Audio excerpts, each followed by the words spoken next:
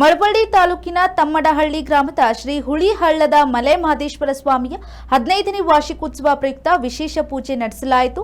ಬೆಳಗ್ಗೆಯಿಂದಲೇ ರುದ್ರಾಭಿಷೇಕ ಸೇರಿದಂತೆ ಪೂಜಾ ಕೈಂಕರ್ಯಗಳೊಂದಿಗೆ ಮಹಾಮಂಗಳಾರತಿ ನಂತರ ಅನ್ನ ಸಂತರ್ಪಣೆಯೂ ಆಯಿತು. ಈ ವೇಳೆ ಬಿಜಿಪುರ ಹೊರಮಠದ ಶ್ರೀ ಚಂದ್ರಶೇಖರ್ ಮಹಾಸ್ವಾಮಿ ಮಾತನಾಡಿ, ದೇವಾಲಯದಲ್ಲಿ ದಾಸೋಹ ಹಾಗೂ ಪೂಜಾ ವ್ಯವಸ್ಥೆಗಳು ಭಕ್ತರ ಕೃಪೆಯಿಂದ ಅದ್ಭುತ ರೂಪದಲ್ಲಿ ಆಗಿವೆ. ಭಗವಂತನ ಅನುಗ್ರಹದಿಂದ ಇನ್ನಷ್ಟು ಶ್ರದ್ಧಾ ಕೇಂದ್ರವಾಗಲಿ.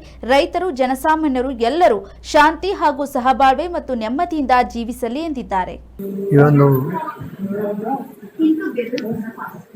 ದಾಸೋಹದ ವ್ಯವಸ್ಥೆ ಹಾಗೂ ಇಲ್ಲಿ ಪೂಜಾ ವ್ಯವಸ್ಥೆ ಅತ್ಯಂತ ಸರಳವಾಗಿ ಪ್ರಾರಂಭವಾಗಿ ಇವತ್ತು ಅದ್ಭುತವಾದಂತಹ ಒಂದು ಸನ್ನಿವೇಶವನ್ನು ಎಲ್ಲ ಕಾಣ್ತಿರ್ತಕ್ಕಂಥದ್ದು ತುಂಬ ಸಂತೋಷ ವಿಚಾರ. ಶ್ರೀ ಮಲೆಮಹದೇಶ್ವರ ಸ್ವಾಮಿ ಈ ಭಾಗದ ಎಲ್ಲ ರೈತ ವರ್ಗಗಳಿಗೆ, ಎಲ್ಲ ಕೃಷಿಕರಿಗೆ, ಎಲ್ಲ ಜನಗಳಿಗೂ ಒಳ್ಳೆಯದನ್ನು ಮಾಡಿ ಬೆಳೆ ಶಾಂತಿಯನ್ನು ಕರುಣಿಸಲಿ, ಸಹಬಾಳ್ವೆಯನ್ನು ನೀಡ್ತಾ ಬಂದಿರತಕ್ಕಂಥದ್ದು ಆ ಭಗವಂತನ ಕರುಣೆ ಅಂತ ನಾವು ಅರ್ಥವುದು. ಈ ಭಗವಂತನ ಕರುಣೆ ಸದಾ ನಿಮ್ಮ ಮೇಲೆ ಇರಲಿ.